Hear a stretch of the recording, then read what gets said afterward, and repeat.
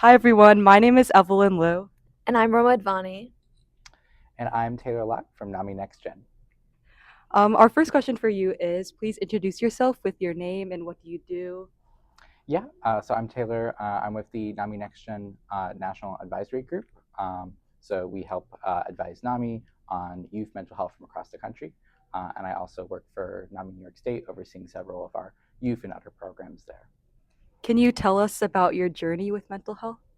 Yeah, so my journey with mental health began in college. I started experiencing some of my own challenges with mental illness, which is what inspired me to kind of turn my pain into purpose and helping other people. And it's taking me on to the path where now I'm a national and international advocate, continuing to share my story and inspire change. What is your favorite memory from working with NAMI or working outside of NAMI in the mental health field? Gosh, I think my favorite memory within the mental health space. Last year, I had the immense privilege to attend the Global Mental Health Summit in South Africa, which was actually where I got to connect with one of my closest colleagues in the space, who's also from National Next Gen, and it was our first time meeting in person halfway across the world. So really, just goes to show how you know small of a mental health space it is, especially for young mental health leaders. And it was such an incredible, empowering experience that I never would have connected with if it wasn't for NAMI. When did mental health stop being such an abstract idea and start being something that you could connect with and you could help others with? Gosh, that's a great question. I think for me, it was recognizing the lack of support structure I had in school, the way it was just so incredibly stigmatized, particularly by like our school's administration and just across campus. And it was recognizing it that it was such a huge barrier and that we needed to do more to support students that it really became such a strong cause for me and not just this abstract idea, but really my entire like passion and the work that I do. Can you tell us about like your journey in college with mental health? Like when did this start being like a real career for you? Yeah, I guess it was kind of a gradual process. I had my own challenges. A little bit of a trigger warning. I had a suicide attempt my freshman year of college. Um, and at the time, I was actually in an RTC program, so a military scholarship. And what really stood out to me is I received significantly more support from my military advisors than I did from my school administration, to the point that they were advocating on my behalf with the school. And that was just such a standout experience that you really wouldn't expect. And I guess from there, it was just along my recovery journey, I recognized that helping other people really helped me on my recovery. With such a intense like career pivot, how did like people around you react to that? I mean, I feel like everyone within my like found community was incredibly supportive. I was going through a lot of challenges with my biological family. I actually no longer have contact with them, and that was really what was causing a lot of the mental health struggles I had at the time, growing up in such a toxic, abusive household. But I think finding that found family with close friends and then my adoptive family while I was in college, they've just been so incredibly supportive with all the work that I do. What so like nowadays like young people are going through so much, like especially high schoolers and college students, and like they're getting so burnt out because of stress. And there was a study recently comparing like students in high school, like their stress level compared to like a single parent. So what are some coping strategies that you used or you think are super effective for those students? I think not being afraid to ask for help or to talk to someone for support. There's still so much stigma around mental health. I think it's gotten significantly better around younger generations, but there's still that fear, particularly about talking with, a school counselor, for example, and if what happens if they tell my parents, whatever. But even if you're just talking to a friend or a peer or whoever is a supportive person in your life that you're comfortable talking to, that can be so helpful so that you just aren't you don't feel like you're having to deal with those challenges alone. So you said earlier that this is your first NamiCon. What are some expectations that you have coming into this, and what are some things that you are happy to see from what we've seen so far? Yeah, Gosh, it's been such an incredible experience. I've attended, like I said, so many different conferences, including internationally, but this is definitely the biggest conference I've ever been to. It's just been massive. A number of people have been here. I guess one expectation I had was just being able to network and connect with other people, particular youth leaders, which I've had the incredible privilege and opportunity to do that. And I guess another thing that's just been so inspiring to see has been the number of youth specific sessions throughout the conference. That's just been absolutely incredible knowing that there's such a strong focus around youth mental health.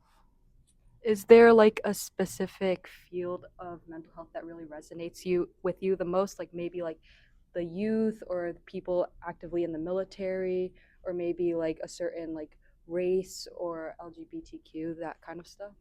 Yeah, I think as a queer person, LGBTQI plus mental health is incredibly important to me. If I had to pick, I guess just one as kind of my primary focus, I would say mental health within like the education context, both higher ed and K through 12. That's kind of where my mental health journey started, and I've continued to be involved with advocacy work and see how there's such a huge need to be able to better support students across the school setting with their mental health. So you said that you're really focused on mental health in education, and like we're all from New York. Do you think that there's something that we're doing in New York that we're doing really well, or something that you think we should improve on for like K through 12 currently? Yeah, I think one of the biggest challenges, because I know there was legislation that was passed a few years ago about requiring mental health within health education to K through 12 levels, but there's been issues with providing schools with the support they need to actually implement that curriculum because there's a difference between legislation being passed and then actually being able to implement that in the schools. So I think everything that we can do, for example, as NAMI or other mental health community organizations, that we have all of the education, the resources, best practices doing our part to be able to support the schools in getting those educational materials into their classrooms to teach youth about mental health, starting as early for kindergarten and continuing throughout their school journey, just like we do with regular health and every other school subject. Since you're such a young leader, maybe like 10 years from now, like a decade from now, do you feel like society is becoming more like, do you feel more optimistic or more concerned about the mental health of our society? I would say I have cautious optimism. I feel like there's been a major push around awareness and destigmatization, particularly post COVID. I think everyone was hit really hard with the pandemic and saw really the forefront of the mental health crisis. That said, it's been several years since the pandemic, and I have already noted to see some backsliding in that progress. So I think it's really important that we keep having these conversations to destigmatize, provide awareness, and keep advocating for better support structures. So like throughout your years of helping like students and people in general with their mental health, has your definition of helping people like shifted as you've gone on?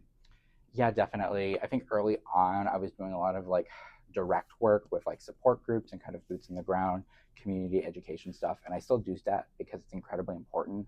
But I've also realized that health is such a holistic model to it. So making sure that we're not just supporting their mental health directly, but all the social determinants to mental health and all the intersectionality pieces to it. And it's so much more complicated than that. And if we don't fix that and provide equitable outcomes across our society, there's only so much we can do if we're focused just on mental health itself. Is there a piece of advice that you were told what when you were younger or when you were in college that you completely disagree with now, maybe regarding to mental health or that sort of field? I feel like one of the biggest things is the pulling your self up by your bootstraps.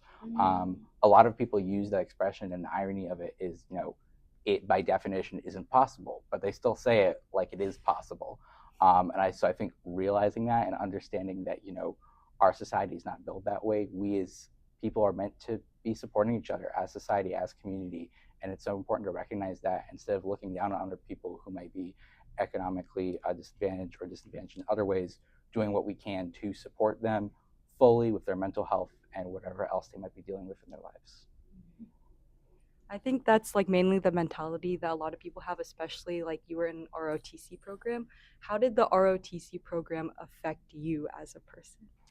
Yeah, that's an interesting question. I think it gave me a lot of structure, which was really needed at the time. Again, I grew up in a very toxic, abusive household, so I didn't have that. I didn't have that sense of safety. And one of, I think, the biggest benefits from the military is like the sort of extended family community structure for it, where it's like you never leave a single soldier behind. You're always there to support each other, and you're always relying on your weakest link. So being cognizant of that and always helping other people get back up. So I think there was a lot of lessons that I learned from that have continued to help me in now my mental health advocacy journey. Do you regret leaving the ROTC program because of like the founded family mentality? I don't regret it. I don't think long term I would have done well in the military just with all of the like undiagnosed trauma and mental illness I was going through at the time. So I think long term military probably wasn't the best fit for me.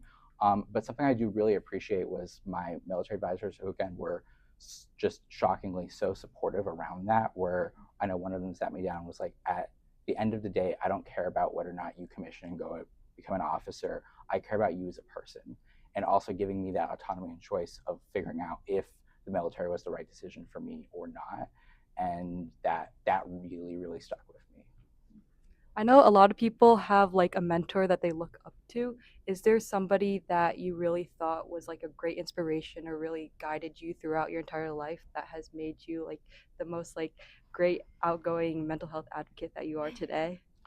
I think one of my biggest mentors was Mary Beth Hansinger. She was a former president for NAMI Capital Region. Sadly, has passed, but she was one of the first people I connected with when I became involved with NAMI, and was just continuously encouraging me.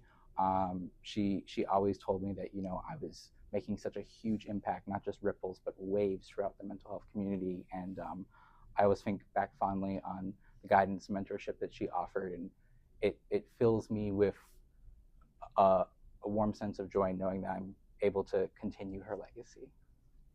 For our last question, is there a piece of advice that you like to give to our viewers today? I would say know that whatever form of your advocacy that you might take on, there's no such thing as something that's too small. Even if you're advocating on behalf of yourself or a friend, or even just challenging a harmful stereotype, that goes a really long way in you know challenging the major like misconceptions and stigma and awareness around mental health. There's no active advocacy that's too small. Thank you so much. Thank you. Thank